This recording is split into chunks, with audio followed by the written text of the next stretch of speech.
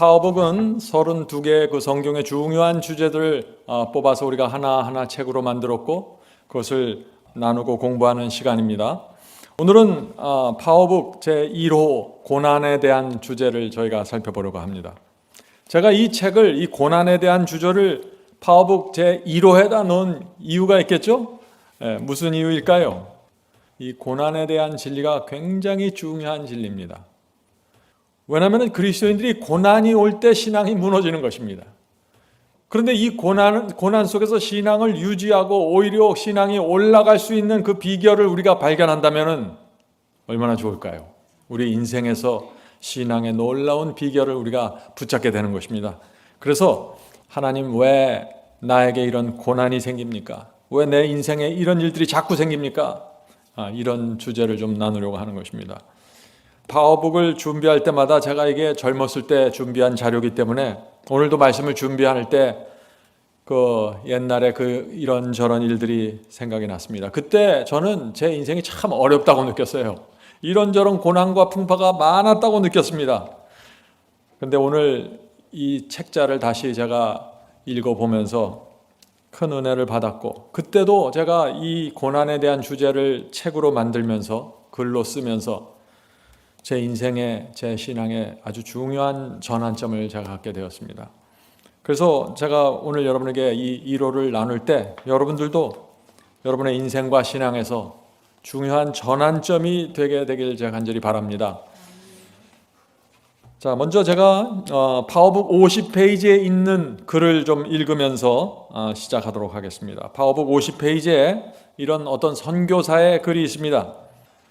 어떤 선교사의 이야기입니다. 그 선교사는 여러 나라를 다니면서 오랫동안 복음을 전했던 분입니다.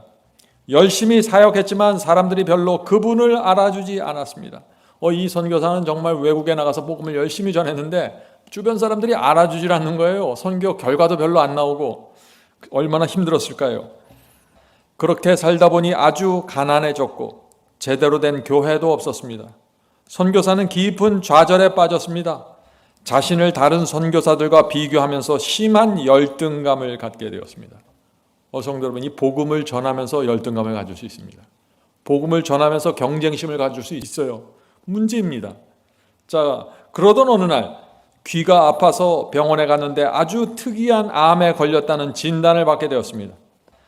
귀 뒤쪽에 종양이 생겼는데 그것이 얼마나 커질지, 어떤 방향으로 커지게 될지 모른다는 것입니다.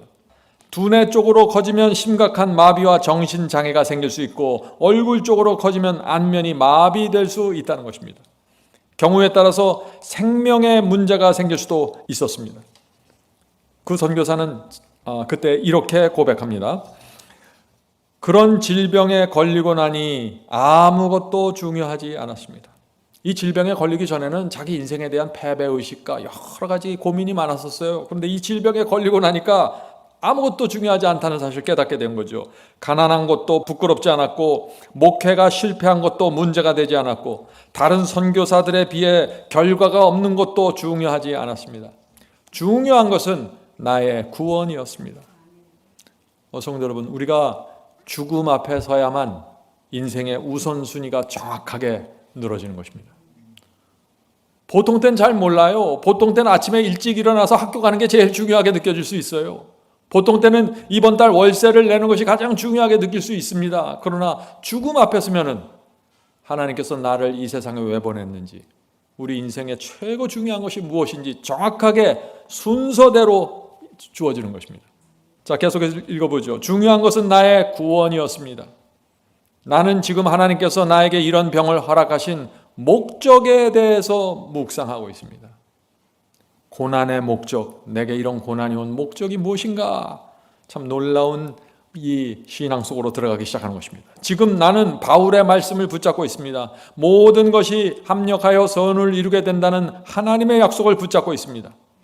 이미 나에게 변화가 생겼습니다. 이 선교사는 오랫동안 선교를 했지만 변화가 없었습니다. 옛 언약에 속해서 살아왔던 것입니다. 서로 경쟁을 하고 목회 크기를 비교하고 교회당 비교하고 이렇게 하면서 좌절을 맛보고, 그런데 종양이 생기면서 이미 변화가 시작됐다고 말하는 것입니다. 이미 나에게 변화가 시작됐습니다. 나는 겸손하게 되었고 열등감에서 빠져나왔고 무엇이 중요하고 무엇이 중요하지 않은지 보게 되었습니다. 지금 모든 것이 합력해서 선이 이루어지고 있음을 확신합니다. 성도 여러분, 이것이 뭡니까? 이 선교사의 인생에서 가장 큰 성령의 역사가 이루어지고 있는 것입니다. 거듭나는 것입니다. 수십 년 동안 목회를 했지만 자기가 경험하지 못했던 그 거듭남과 변화의 경험으로 들어가 버리는 것입니다. 그 한 덩어리의 종양 때문에 이런 일들이 생기는 것이에요. 그러니까 하나님께서 고난을 허락하지 않으실 수 있겠어요? 우리 인생에? 한 덩어리만 주면 이렇게 달라지는데? 참 우리 인생이 이 고난 앞에 서야만 우리가 보이는 것입니다. 지긋지긋하게 순종하지 않던 아들이 나를 위해서 기도하고 있습니다. 나는 아들의 기도를 들으면서 잠자리에 들고 있습니다. 세상에 어떤 아버지가 이런 아버지가 있겠어요? 아들이 옆에서 기도하는 그 소리를 들으면서 잠을 자는 것입니다. 나를 은근히 무시하던 아내도 나에게 사랑을 쏟아붓고 있습니다. 참 기가 막힌 얘기네요. 하나님 감사합니다. 당신의 뜻이 나와 내 가족에게 이루어지고 있습니다. 이 선교사의 마음속에 이제 종양은 저 멀리 가버렸습니다. 하나님께 대한 감사로 채워지는 것입니다.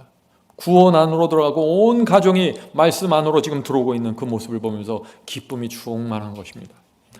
이 선교사는 가난하지만 부유하게 되었고 죽음 앞에서 누구보다 분명한 생명을 갖게 되었습니다.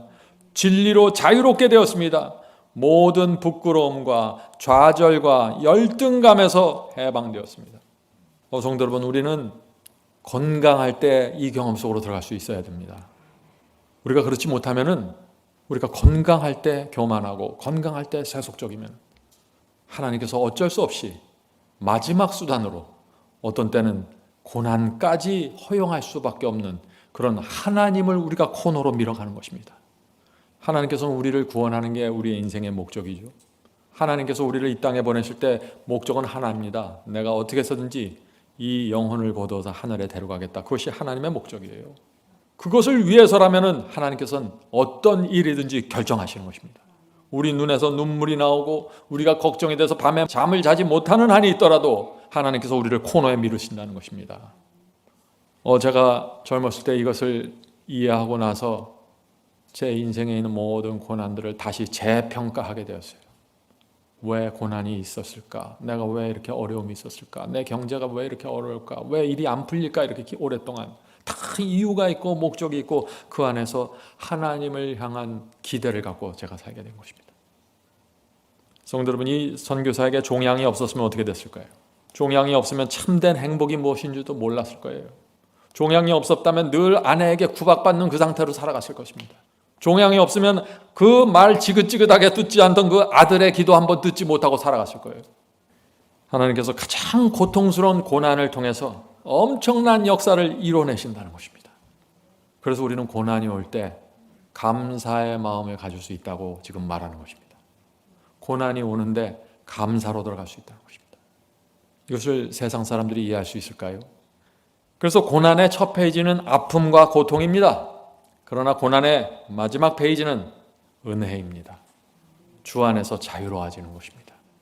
온 가족이 행복으로 들어가는 것입니다. 감사로 들어가는 것입니다. 그러나 많은 경우에 고난이 찾아오면 우리가 어떻게 반응하죠? 우선 하나님을 원망하죠. 어떻게 내 인생에 이런 것들을 허락할 수 있습니까? 하나님께 책임을 묻기 시작합니다. 당신 책임입니다. 이번 우크라이나 전쟁이 일어났는데 하나님을 원망하는 소리들이 정말 많이 들리는 것입니다. 이 무신론자들, 세상 사람들이 이런 전쟁의 참혹함을 보면서 하나님을 원망하고 하나님이 어디 계신가 하고 외치는 것이죠. 한 가족 전체가 폭격에서 현장에서 죽었습니다. 푸틴이라는 한 사람의 탐욕 때문에 수많은 사람들이 총알을 받았고 폭탄 때문에 죽어갔습니다. 유치원과 병원까지 폭격을 당했다고 하죠. 성도 여러분, 하나님께서 우크라이나 참상을 지켜보고 계실까요? 하나님께서는 왜 가만히 계실까요? 내 속에 암덩어리가 자라고 있는데 왜 하나님께서는 가만히 계시다가 말기야 돼서야 발견케 하실까요? 많은 질문들을 던지는 것입니다. 사람들이. 하나님은 정말 존재하는가 하는 질문이 참혹함 앞에서, 사고와 재난과 전쟁 앞에서 계속해서 이런 질문이 던져지는 것입니다. 한 가지 분명한 사실은요, 죽음과 사고와 질병은, 전쟁은 하나님의 책임이 아니라는 것입니다. 하나님이 일으킨 전쟁이 아니에요. 하나님께서는 태초에 이 세상을 완전한 행복으로 창조하셨습니다. 어떤 사고나 질병 없이 영원히 살 수 있는 사람들로 창조해 주셨어요. 완벽한 환경입니다. 그러나 사탄이 아담과 하와를 유혹하고 죄가 들어옴으로써 어떻게 됐어요? 불행이 시작된 것입니다. 그때부터 사고가 생기고 질병이 생기고 죽음이 생기고 독초가 올라오고 바이러스가 퍼져서 사람을 공격하기 시작하고 동물들끼리 서로 물어뜯고 경쟁하고 하나님께서 만드신 모든 것들이 변질되기 시작한 것입니다. 나뭇잎이 시들기 시작했고 하나님의 책임이 아닙니다. 이것은 전적으로 사람의 책임이고 마귀의 책임입니다. 우리가 고난을 볼 때 이런 각도에서 봐야 된다는 것입니다. 많은 사람들이 고난 이퀄 하나님이에요. 고난만 오면 하나님 원망하기 시작해요. 잘못된 것입니다. 고난을 그렇게 받아들이면 빠져나갈 길이 없는 거예요. 전혀 하나님을 받지 못하고 고난 속에서 하나님을 원망하다가 그냥 끝나버리는 것이죠. 자, 그래서 파워북 1호 12페이지에 이런 글이 있습니다. 파워북 1호 12페이지. 어떤 사람이 다른 사람보다 악하고 죄가 많아서 교통사고가 나고 암에 걸리는 것이 아닙니다. 많은 사람들이 암에 걸리고 어떤 교통사고가 나면 나한테 무슨 죄가 있길래 이런 사고가 났을까? 하나님, 내가 무슨 죄를 졌나요? 하고 자꾸 자기 죄를 찾아보죠. 내가 무슨 죄가 있나? 어떤 나라가 다른 나라보다 악하고 죄가 많아서 지진이 나고 쓰나미가 생기는 것이 아닙니다. 많은 사람들이 일본에 쓰나미가 있을 때 일본의 우상 숭배를 해서 하나님께서 쓰나미로 쳐버렸다, 이렇게 생각하시죠. 원인은 아니라는 것입니다. 원인은 뭐예요? 원인은 사탄입니다.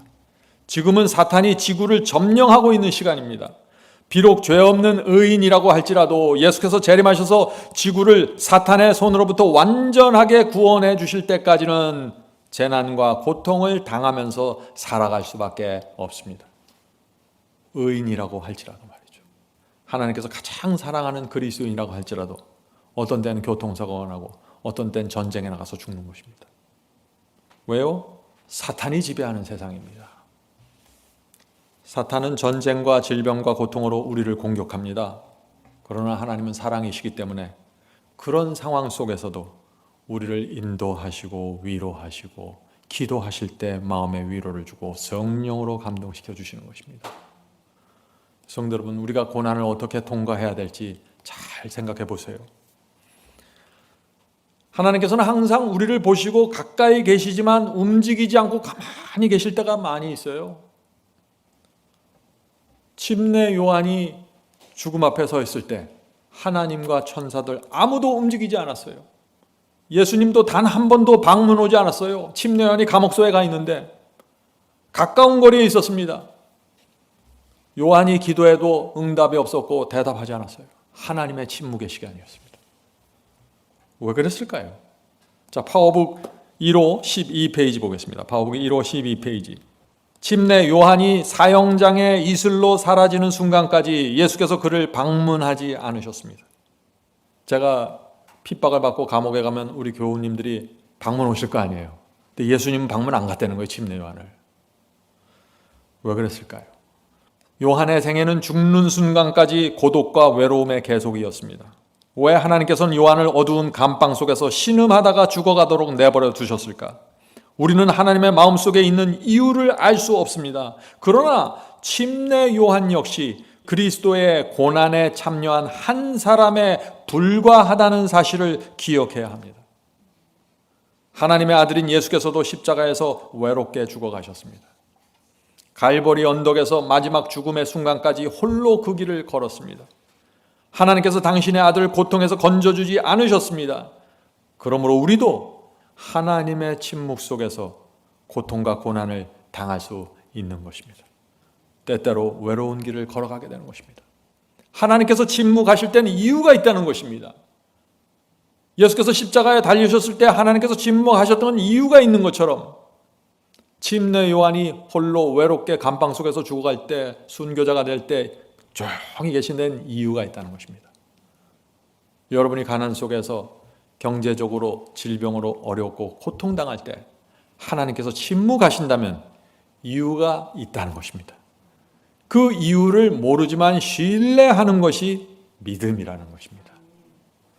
앞이 보이지 않을 때, 내 인생의 앞이 보이지 않을 때 하나님을 신뢰하는 것이 믿음입니다. 어떻게 우리가 그런 믿음을 가질 수 있을까요? 하나님을 아니까 믿는 거예요. 하나님이 어떤 분인지 알기 때문에. 하나님은 사랑이시고 나를 위해서 모든 것을 주실 수 있는 그런 분인데 그 하나님이 조용히 침묵하고 있어요. 이유가 있겠죠. 여러분들 자녀들 키울 때 어떤 아이가 도움이 필요해서 앙앙 우는데 엄마가 가만히 있을 때 있잖아요. 이유가 있는 거 아니에요, 거기. 분명히 이유가 있겠죠. 하나님도 마찬가지라는 것입니다. 그래서 고통 중에 있을 때, 기도할 때, 응답이 없을 때 하나님의 침묵을 신뢰하고 기다리는 사람이 성숙한 그리스도인입니다. 하나님을 믿는 사람이에요. 정말 하나님을 믿는 사람이에요. 그런 사람이야말로. 침례 요한이 죽어갈 때 기도하는데 그 축축한 감방 속에서 먹지 못하고 기도하는데 하나님께서 그 가슴에 뜨거움을 주지 않았어요. 오늘날 많은 사람이 자꾸 뜨거움을 찾는데 주지 않았어요. 예수께서 십자가에서 달려 돌아가실 때 예수님께서 어떤 증거, 등이 후끈 다니는 그 뜨거움 안 줬어요. 믿음으로 죽어간 것입니다. 믿음으로 십자가에 달리고. 여러분들이 이런 신앙을 모르면은요, 젖을 먹는 아이들이 될 수밖에 없는 것입니다. 이 세상은 고난이 많기 때문에 그래요. 그래서 사람들이 이 고난을 통과하는 비결을 모르면 계속 어린아이처럼 오르락내리락 하고 감정적인 신앙으로 들어갔다가 뜨거움 주세요 하다가 다 무너지는 것입니다. 성도 여러분, 이 성경을 보면은요, 하나님께서 이스라엘을 향해서 선지자를 파송하고 장면들이 많이 나옵니다. 근데 이스라엘에게 기별을 전하라고 선지자를 파송하는데 많이 죽어요. 많이 얻어맞고 많이 매질당하고 많이 모욕당하고. 그런데 하나님께서 구해주지 않는 분들이 얼마나 많아요. 12제자 중 11제자가 순교당했습니다. 건져주지 않았어요. 하나님께서 이 12제자들이 평생 복음을 전하느라고 자신의 생애를 바치고 정말 찢어지게 가난하고 핍박당하고 도망치는데 그 말년에 몇 년 조용한 별장에 가서 좀 쉬게 해주면 안 돼요? 그렇게 안 하세요. 많은 사람들은 내가 인생에 이렇게 샀으면 내 인생의 마무리는 별장에서 조용히 바닷가에서 조개 주우면서 좀 인생 몇 년을 마무리해야지, 그렇게 꿈을 꾸죠. 그게 그렇게 안 될 수도 있다는 거예요. 하나님께서 왜 그렇게 하실까요? 많은 경우에 하나님께서는 증인이 필요한 것입니다. 증인이. 사도행전 1장 8절입니다. 사도행전 1장 8절. 오직 성령이 너희에게 임하시면 너희가 권능을 받고 예루살렘과 온 유대와 사마리아와 땅끝까지 이르러 내 증인이 되리라 하시니. 성도 여러분, 우리가 복음을 전하는 이유가 뭡니까? 우리가 설교를 하는 이유가 뭐예요? 우리가 성경을 가르치는 이유가 뭐예요? 이거 재밌다, 논리적이네, 기가 막히네, 이거 만들려고 하는 거예요? 아니에요. 증인을 만들려고 하는 거예요. 증인. 어떤 증인인가요? 어떤 상황에서도 하나님의 편에 서서 하나님을 신뢰하는 사람들입니다. 그 증인을 찾기 위해서 복음을 땅끝까지 전파하는 거예요. 어떤 경우에도 하나님을 신뢰하는 것입니다. 그런데 이 증인이 되는 신앙이 없으면 어떻게 될까요? 조금만 고난이 오면, 사탄이 조금만 불신을 주면 정신없이 흔들리는 거죠. 증인이 되질 못하는 거예요. 금방 쓰러져 버리고 하나님을 불신하고 원망하고, 하나님 어떻게 나에게 이렇게 할 수 있습니까? 하고 하늘을 향해서 손을 치는 거죠. 그거는 하나님과 친한 사람이 아니에요. 제가 잘 아는 분은 나는 하나님과 너무 친하기 때문에 막 하늘을 향해서 내가 손가락질하고 막 항의하고 그런다고, 나 하나님하고 난 친구라고. 착각이에요. 하나님을 모르는 거지, 그거는. 우리가 외롭고 정말 억울하다고 느끼고 정말 하나님의 도우심이 오지 않는다고 느낄 때 우리가 침례 요한을 생각하게 되는 것입니다. 그 위대한 신앙을 가졌던 그분도 조용히 자기 갈 길을 갔구나. 중세기의 그 수많은 성도들이 조용히 하나님의 침묵 속에서 자기 갈 길을 끝까지 갔구나. 이런 신앙으로 고난을 맞이하잖아요. 마음이 평안합니다. 쓸데없는 거 기대하지 않고 하나님의 뜻이 어떻게 이루어지는가만 바라보면서 가게 되는 거예요. 그게 인생을 참된 행복으로 유지하고 끌어가는 비결이에요. 그러다가 하나님의 뜻에 의해서 까마귀가 날라오고 도움이 오고 그러면 감사함으로 받는 것이죠.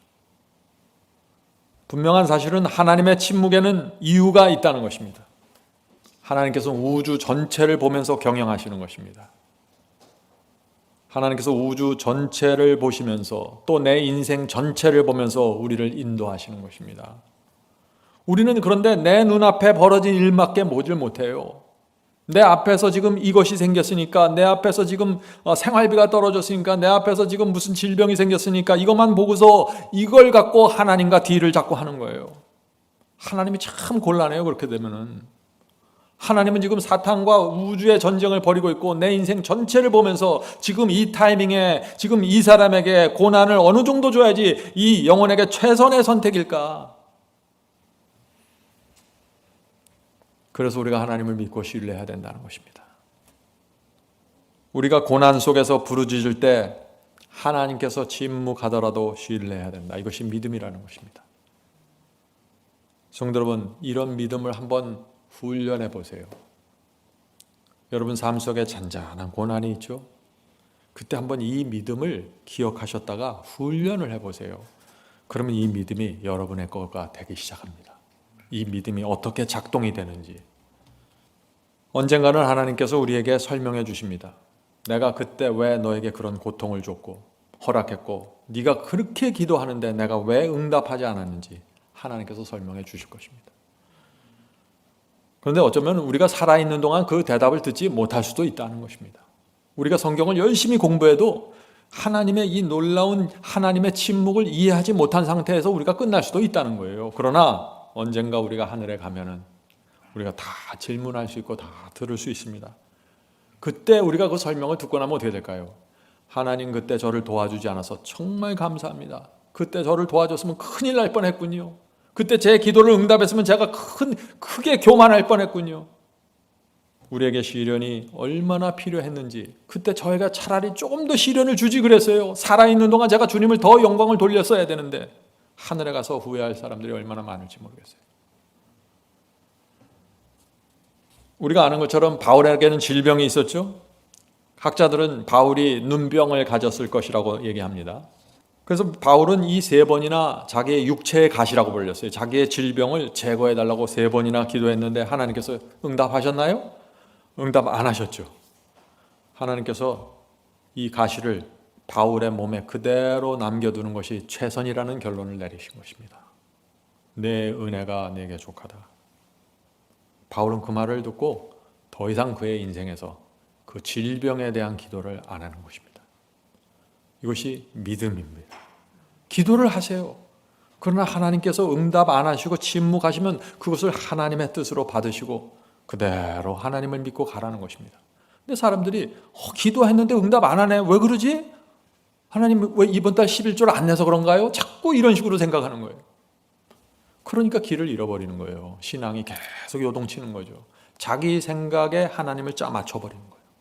하나님도 자기 생각대로 움직여줘야 돼요. 그건 신앙이 아니에요. 교만이지.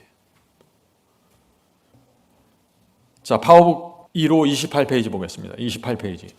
바울은 신실한 하나님의 종이었습니다. 그러나 그 역시 연약한 인간이었습니다.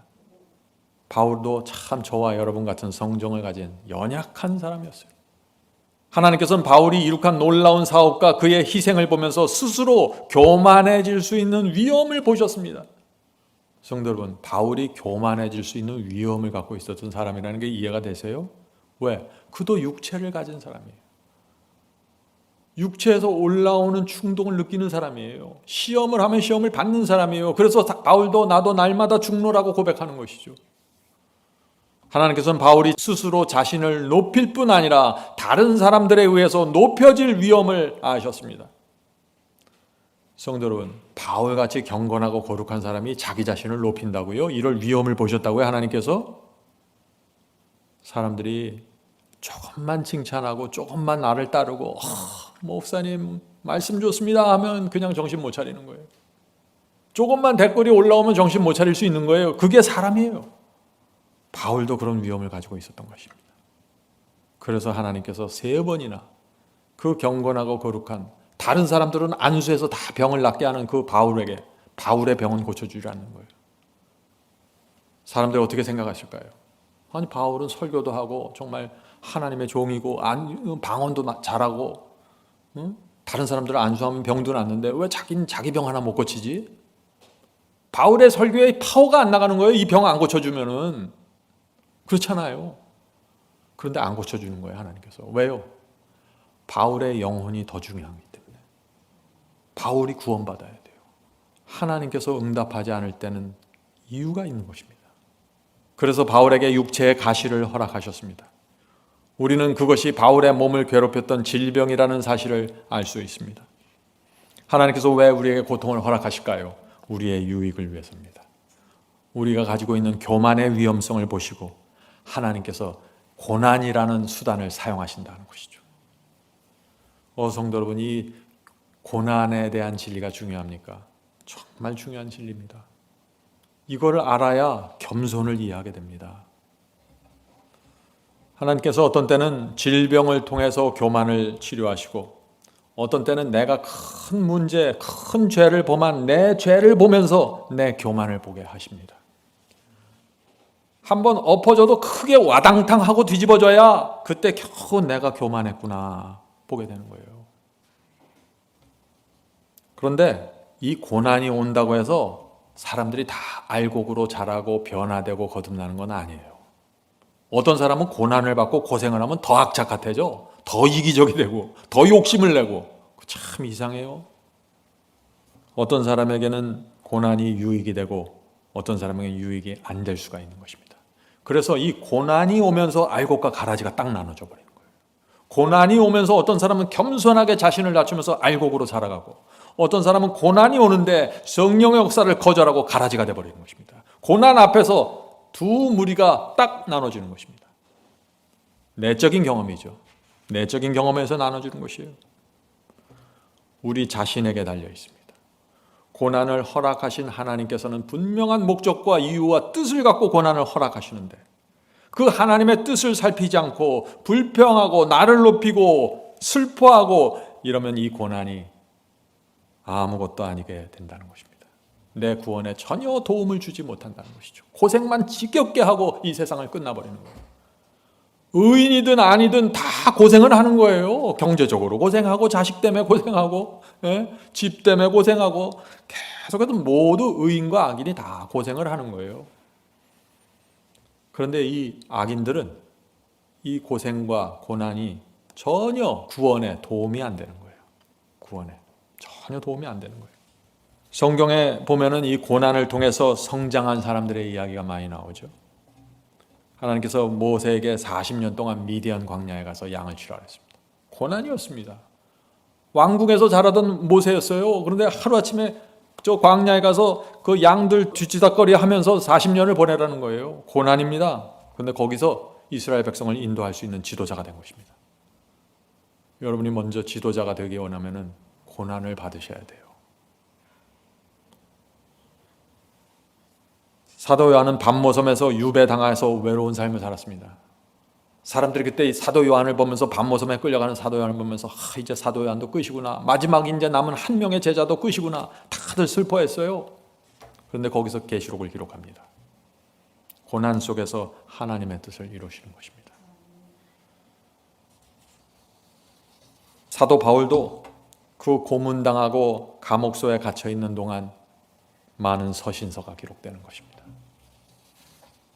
조용히 고난 속에 있으면 조용히 자기 자신에 집중할 수 있어요.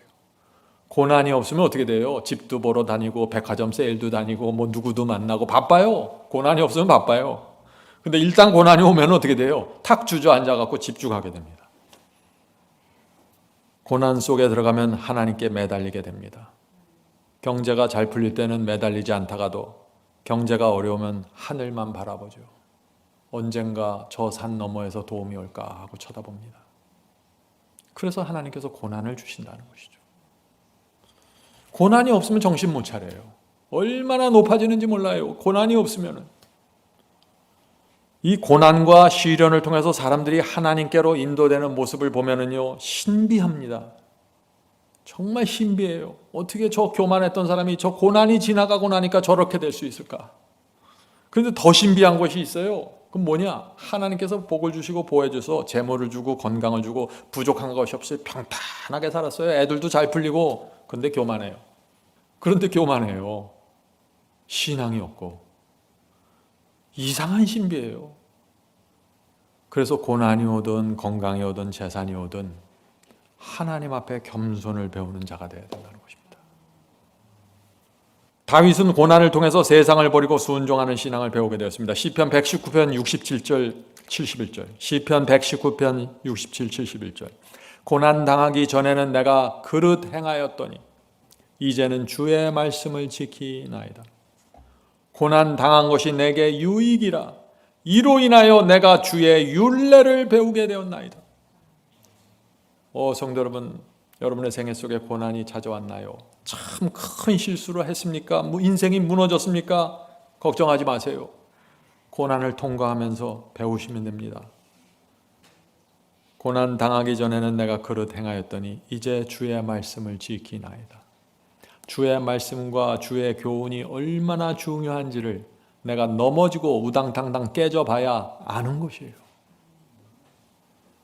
그래서 고난은 우리를 겸손케 하고 하늘을 바라보게 하고 고난은 이 세상에 대한 애정을 띠게 만듭니다. 이 세상에 대한 미련을 버리게 만들어요. 그게 고난의 특효약입니다. 자, 시편 119편 75절입니다. 시편 119편 75절 여호와여 내가 알거니와 주의 판단은 의로우시고 주께서 나를 괴롭게 하심은 주께서 나를 괴롭게 하심은 성실하심으로 말미암는이니이다. 다윗의 결론이에요 이게. 하나님께서 정말 성실하기 때문에 나를 괴롭히셨군요. 하나님께서 우리 영혼들을 우리 인간들을 적당히 대하시고 하나님께서 하늘에서 그냥 유유낙낙하면서 적당하게 지내시면 저를 괴롭히지 않으실 텐데 저를 괴롭혀야 될 이유가 없는데 신실하고 성실하기 때문에 저를 괴롭히셨군요. 감사합니다. 이것이 다윗의 고백이에요. 그리고 하나님의 판단은 의롭다는 것이 다윗의 간증입니다. 하나님 저에게 그런 고통을 주고 제가 밧세바를 통해서 그렇게 무너지고 제 살인죄가 모두 다 드러나서 망신살이 퍼지고 하나님의 판단과 결정은 의로웠습니다. 다윗이 이런 회개를 했기 때문에 구원받는 거예요. 고난이 또 우리에게 주는 또 유익이 무엇입니까? 고난이 우리에게 주는 유익. 고난이 와야 이 세상이 내가 영원히 살 것이 아니구나 하는 생각을 하게 됩니다. 고난이 오면은요 빨리 이 세상 떠서 하늘 가고 싶어요. 그죠? 예. 근데 고난이 없으면 어떻게 돼요? 집 바꾸고 차 바꾸고 막 그러면은 여기가 좋아. 더 있어야 돼. 이렇게 되는 거예요. 고난이 오고 힘들어지면 그때 우리가 나그네가 돼야 되는구나. 난 나그네로 살아야 되는구나 하는 걸 자꾸 되새기게 되는 것입니다. 성도 여러분, 고난은 정말 우리에게 필요한 것입니다. 그런데 고난이 오기 전에 순종하는 자가 정말 믿음이 있는 자라는 것이죠. 고난이 올 때까지 기다릴 필요 없어요. 고난이 올 때까지. 자, 그래서 이해할 수 없는 고난을 받을 때 히브리서 12장에 이런 말씀이 있습니다. 이해할 수 없는 고난이 우리에게 닿을 때 그 고난을 우리가 어떻게 받아들여야 되는가? 유명한 성경절이죠. 히브리서 12장 5절 6절입니다. 내 아들아 주의 징계하심을 경히 여기지 말며 그에게 꾸지람을 받을 때 낙심하지 말라. 자, 고난이 오고 징계 같은 것이 오잖아요. 나에게 하나님께서 날 징계하시는구나. 그걸 경하게 가볍게 받지 말아요. 그러나 낙심도 할 필요 없다는 것입니다. 우리가 자녀들에게 꾸지람을 주고 징계를 주는데 그걸 가볍게 받으면 어떻게 되겠어요? 전혀 안 통하는 거예요. 그렇다고 해서 이 아이가 막 좌절해가고 막 실망해가고 막 그러면 그것도 어머니의 뜻이 아니죠. 똑같습니다. 주께서 그 사랑하시는 자를 징계하시고 그의 받으시는 아들마다 채찍질 하심이니라 하였습니다. 하나님께서 우리를 사랑하시기 때문에 징계하시고 채찍질 하신다는 것입니다. 우리가 고난 속에서 이 말씀을 읽을 때 이게 얼마나 큰 소망과 복음이 될까요? 우리가 남의 집 자식에는 손 안 대잖아요. 남의 집 자식 뭐 잘못했다고 와서 뭐 혼내주고 때려요? 안 그러잖아요, 우리가. 근데 우리 자식은 하잖아요. 왜? 사랑하기 때문에. 내가 책임을 져줘야 되기 때문에. 하나님도 마찬가지라는 것이죠. 자, 계속 읽겠습니다. 7절, 히브리서 12장 7절. 너희가 참음은 징계를 받기 위함이니라. 하나님의 아들과 같이 너희를 대우하시나니 어찌 아비가 징계하지 않는 아들이 있으리요. 하나님께서 우리를 아들로 취급하는 거예요. 아들 대우해 주시는 거예요. 어떻게 할 수 있어요? 하나님께서 나를 징계하고 책망하고 벌 주는 거 보니까 하나님께서 나를 사랑하는 아들로 보시는구나. 이렇게 보라는 거예요. 자녀를 매질하고 자녀에게 징계를 주는데 행복하고 즐거운 부모가 어디 있겠어요? 하나님께서 우리에게 고난을 허락하실 때 하나님은 더 큰 고난 속에서 있다는 사실을 우리가 잊지 말아야 된다는 것이죠. 어떤 때는 우리 자녀를 키우면서요, 계속해서 교훈을 주고 너 글로 가면 안 된다, 그 길로 가면 안 된다 하는데 그 자녀가 그 길로 가잖아요. 그래서 내가 부모가 예상한 그 고난 속으로 들어가 버리잖아요. 그러면 이 부모의 마음이 얼마나 아파요. 하나님도 그렇다는 거예요. 하나님은 다 보시는데, 지금 다 보고 계시는데, 성경에 다 기록해 놨는데 이렇게 하지 말라고, 그걸 그냥 욕심이 나서 그거 따먹느라고 계속 그 길 가다가 그냥 무너져서 고통당하고, 하나님 어떻게 나에게 이럴 수 있습니까? 그래도 하나님께서 불쌍히 여기시고 사랑으로 또 거기서 꺼집어내 주시는 거죠. 우리의 평생 동안 그렇게 하시는 거예요. 참 하나님 마음이 어떨까요? 히브리서 12장 8절입니다. 징계는 다 받는 것이거늘 너희에게 없으면 사생자여 참 아들이 아니니라. 이 말씀이 정말 맞아요. 우리가 고아원에서 양아들 양딸을 데려오잖아요. 잘 징계 안 줍니다. 부모 오해할까 봐. 내 아들만 고생시켜요. 제 아는 장로님이, 아버님이 고아원을 하셨는데 이 아버님이 자기 아들도 있고 고아원에 있는 사람들을 데려다 같이 기르었는데 자기만 혼을 낸다는 거야. 고아원에서 양자로 데려온 아이들은 때리지도 않고 혼내지도 않아요. 근데 자기는 그렇게 혼을 낸다는 거예요. 그래서 자기가 너무 마음이 아팠대요. 자긴 친아들인데 왜 아버지는 나만 혼내나. 자기를 혼내면서 이 사람들을, 자기 그 고아원에서 온 형제들을 교육시키더래요. 얼마나 자기가 마음에 상처가 받았는지 모른대요. 그러다 나중에 커서 장로님이 되고 히브리서를 공부하면서 아버지의 마음을 이해하게 됐다. 히브리서 12장 9절 10절입니다. 또 우리 육체의 아버지가 우리를 징계하여도 공경하였거늘. 자, 우리의 육신의 아버지가 우리를 징계하고 채찍질해도 우리가 아버님을 공경하잖아요. 아버지 날 되면 선물도 드리고, 하물며 모든 영의 아버지께 더욱 복종하여 살려 하지 않겠느냐. 저희는 잠시 자기 뜻대로 우리를 징계하였거니와 오직 하나님은 우리의 유익을 위하여 거의 거룩하심에 참여케 하시니라. 육신의 아버지들은 자기 성질에 못 이겨서 징계를 준다 이거예요. 어떤 때는 자기를 위해서 징계를 줘요. 어떤 때는 자기를 위해서 과외 공부도 시키고 아버지의 행복을 위해서. 근데 이 하늘 아버지께서는 우리의 유익을, 전적으로 우리의 유익을 위해서 거룩하심에 참여하기 위해서 징계를 준다고요. 채찍질을 하고. 그래서 이 말씀에 징계와 채찍질의 최종적인 목적이 나오는 거예요. 최종적인 목적이 무엇입니까? 우리를 하나님의 거룩하심에 참여케 하는 거예요. 이것 때문에 그리스도인들에게 재난이 오고 질병이 오고 사고도 오고 병이 오는 것입니다. 그래서 그런 고난이 올 때 하나님께서 나를 거룩하게 하시는 타이밍이 됐구나, 이렇게 하고 받아들이시라는 거예요. 하나님께서 나를 정말 많이 사랑하시는구나, 이런 고난까지 허락하시니 아버지 마음이 얼마나 아플까. 제가 주님의 뜻을, 하늘 아버지의 뜻을 분별하고 이 고난의 폭풍우를 통과하겠습니다. 이렇게 기도하면은 하나님의 마음이 얼마나 좋을까요? 야, 너는 어떻게 내 마음을 그렇게 꿰뚫어 보니? 그런데 이렇게 기도 안 하고 어떻게 다르게 기도하잖아. 하나님, 지금 이거 주셔야지. 이번 달에 얼마 들어오는데 막아주셔야지. 그냥 이것만 기도하는 거예요. 그걸 안 막히면 하나님, 내가 그렇게 금식 기도했는데 또 안 막아주셨군요. 이렇게 되면은 전혀 소통이 안 되는 거예요. 이게 완전히 오리무중이 되는 거예요. 신앙이. 하나님께 맡기시는 거예요. 이게 하나님께 전적으로 맡기는 거예요. 고난을 허락하신 데는 이유가 있겠죠. 침례요한이 죽는데 내버려 두신 거 이유가 있죠. 그리스도께서 십자가에 달리시는데 내버려 둔 거 이유가 있겠죠. 주께서 저를 내버려 두시는데 이유가 있겠죠. 히브리서 12장 11절입니다.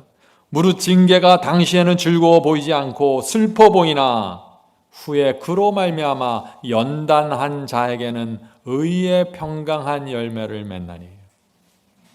징계 다니고 채찍질 맞는데 뭐가 재밌겠어요? 하나도 안 재밌지. 힘들죠. 아프죠.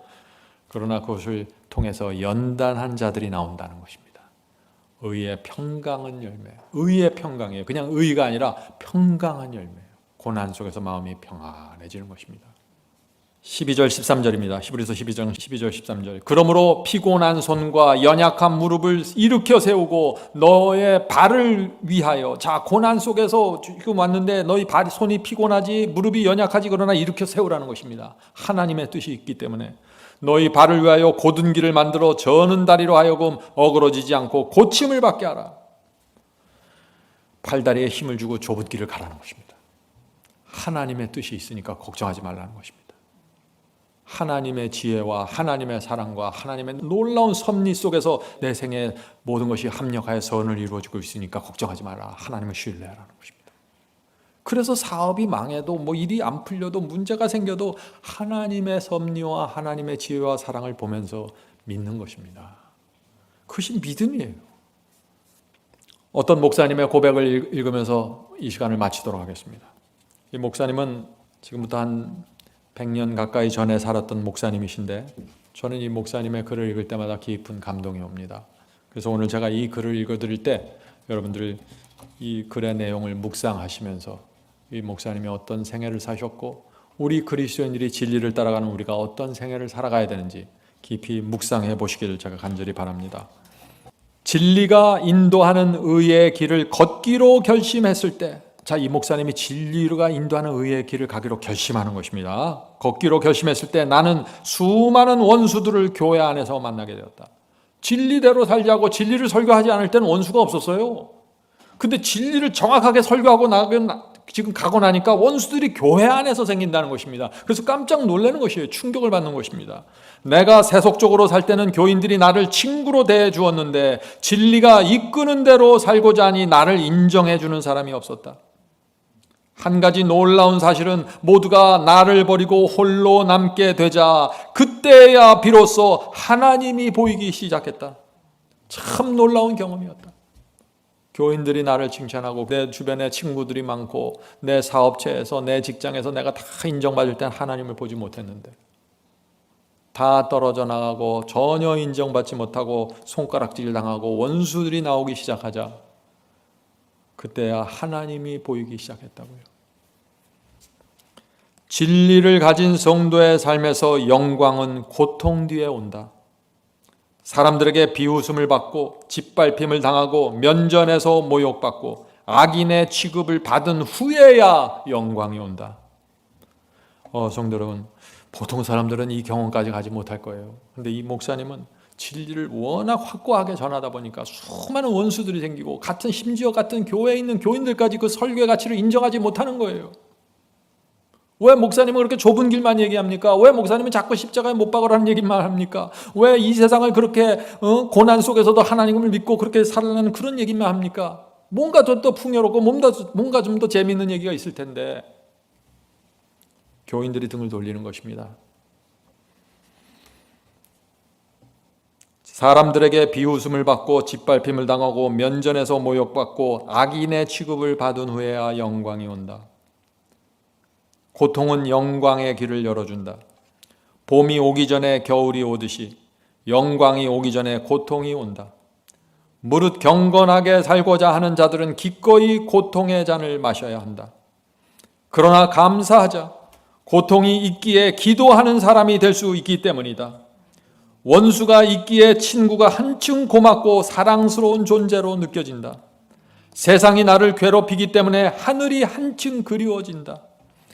잔인한 비난의 말이 내 가슴을 찔렀기 때문에 그리스도의 마음을 이해할 수 있게 되었다. 세상이 나를 미워하지 않았으면 이 세상이 나에게 낙원이 되어 나는 하늘을 바라보지 못했을 것이다. 인생의 고통을 가슴에 안고 하나님의 은혜 속으로 들어가면 그곳에는 다른 세계가 있다. 사랑하는 사람이 죽었을 때, 사람들에게 버림을 받았을 때, 가난에 쫓겨다닐 때, 불치의 병에 걸렸을 때 하나님의 은혜 속으로 달려가라. 그 속에서 모든 것을 치료할 수 있는 하나님의 치료제를 발견하게 될 것이다.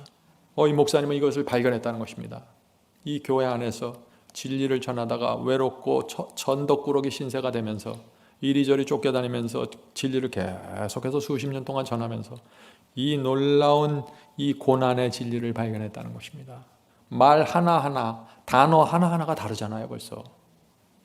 고통 속에 있을 때는 전혀 기쁘지 않다.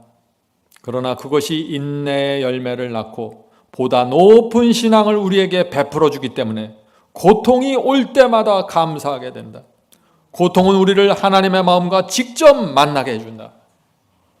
성도 여러분, 얼마나 고난의 불 속에 깊이 들어갔으면 이런 단어를 쓸까요? 이런 표현을 쓰고. 대중의 인기가 없는 사람이 국가의 장래를 염려하는 애국자가 되듯이. 자, 애국자가 누가 된다고요? 대중의 인기 없어요. 국가의 장래만을 생각하고 이 국가가 위해서 무엇이 최선인가 생각하는 사람들은요, 인기가 없어져요. 사람들에게. 사람들은 어떤 사람들 좋아해요? 동네에 다리 나눠주는 사람 좋아해요. 애국자를 좋아하는 게 아니에요. 목사도 마찬가지라는 얘기입니다. 그리스도인도 마찬가지라는 얘기예요. 교회에서 인기 없고 교회에서 버림받은 사람이 교회를 구하는 개혁자가 된다. 마틴 루터가 그랬고 요한 웨슬러가 그러했다. 교회에서 지지받고 교인들에게 사랑받는 사람은 오히려 교회를 타락시키는 역할을 했던 것이 기독교 역사가 말하는 증언이다. 중세기에 이런 일들이 있었죠. 지금도 마찬가지 아닐까요? 그러므로 교회가 세속화되었을 때, 교회가 세속화된 상태의 교회를 말하는 것입니다. 교회가 세속화되었을 때 교회로부터 미움과 무시를 받는 고통을 최고의 영예로 생각하는 사람만이 하나님께서 인도하시는 길을 끝까지 걸어갈 수 있다. 하나님께 감사한다. 나는 고통과 환난을 주셨음을 감사드린다. 왜냐하면 그것이 아니었으면 나는 좁은 길을 떠났을 것이기 때문이다. 내가 가난한 사람을 돌보려고 호주머니를 열지 않았기 때문에 하나님은 나를 가난에 빠뜨려서 나로 하여금 굶주림에 울게 하셨다. 이 목사님은 굉장히 가난하게 사신 분이에요. 자기가 구두 세고 도와주지 않고 그 가난한 사람을 무시하고 이렇게 목사로서 살았다는 거예요. 그랬더니 하나님께서 자기를 가난 속에서 빠뜨려서 자기의 주머니를 다 열게 만들었고 굶주림 속에서 울게 만들었다는 것이죠. 내가 교회를 어둠으로부터 구하려고 하지 않았기 때문에 목사로서 교회가 어둠 속에 있는데 그걸 구하려고 하지 않았다는 것이에요. 자기 편한 거 생각하고. 내가 교회를 어둠으로부터 구하려고 하지 않았기 때문에 하나님은 교회들로 하여금 나를 배척하게 하여 외로움 속에서 교회를 구하는 복음을 이해하도록 인도하셨다.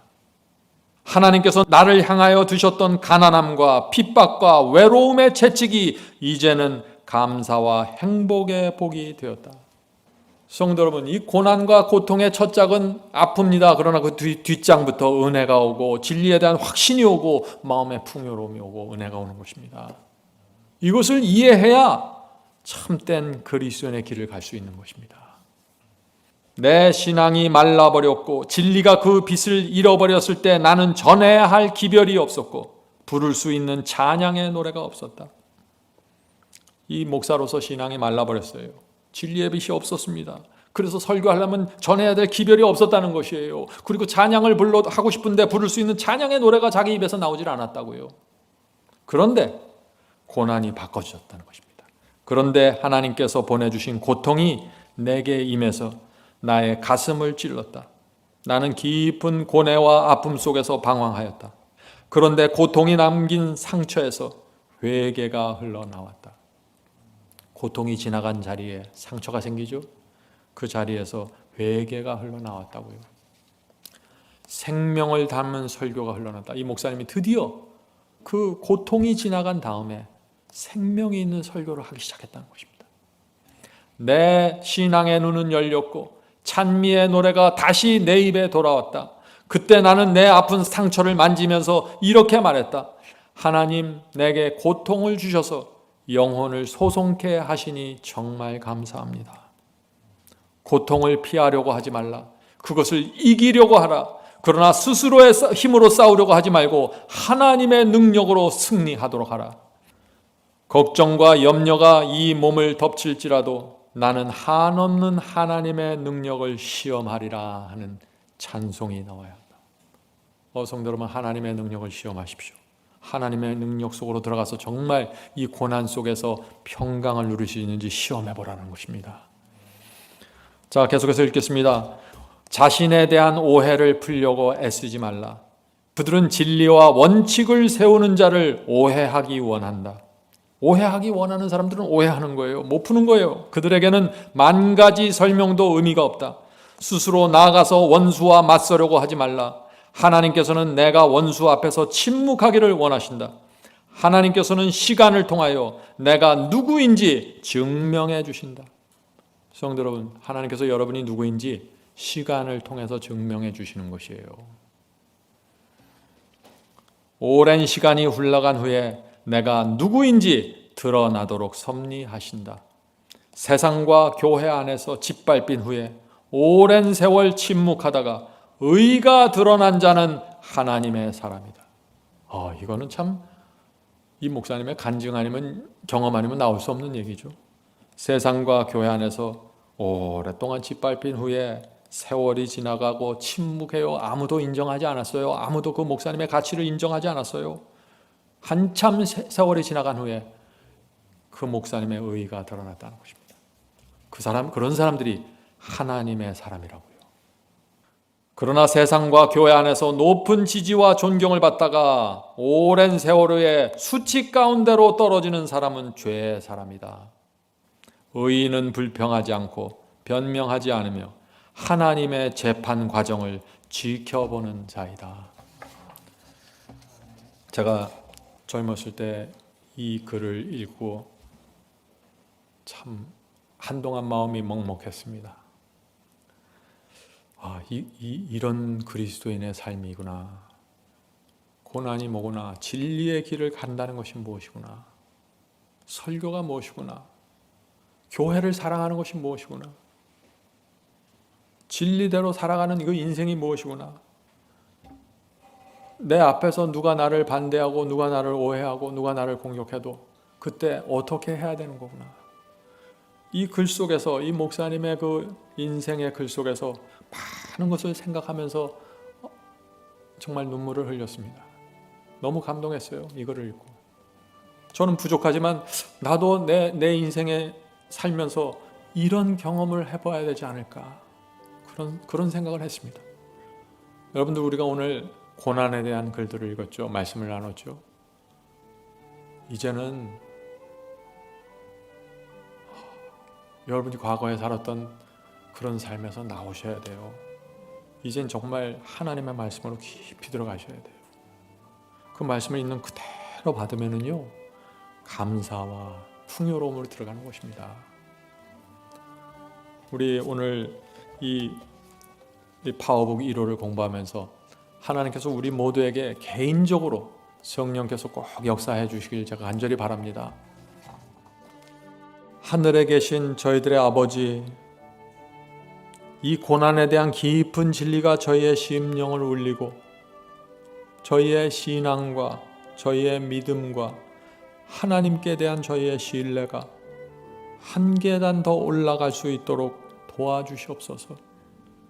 저희의 이 교만의 끈을 끊어버릴 수 있도록 도와주시옵소서. 고난이 필요하면은 고난이 오게 열어주시옵소서. 하늘에 계신 아버지, 저희 인생에 그렇게 고난을 많이 당했는데 아직도 이 교만에서 벗어나지 못하고 아직도 이기심과 나를 높이는 정신에서 벗어나지 못한 저희의 상태 용서해 주시고 다시 기회를 주시고 이번 기회에 고난을 이해할 수 있도록 도와주시옵소서. 하나님께서 우리의 인생을 어떻게 끌고 가는지 볼 수 있도록 도와주시옵소서. 더 이상 철없는 아이처럼 기도하지 않고 하나님의 마음을 바라보면서 기도할 수 있도록 도와주시옵소서. 하늘에 계신 아버지, 저희가 이 진리의 길을 간다는 것이 무엇인지 알 수 있도록 도와주시옵소서. 바이블 칼리지를 통해서 여러 해 동안 이 설교와 말씀을 들었습니다. 진리의 밝은 빛과 접촉해 왔습니다. 주여, 저희를 이제 철든 사람으로 만들어 주시옵소서. 예수님의 이름으로 간절히 기도합니다. 아멘.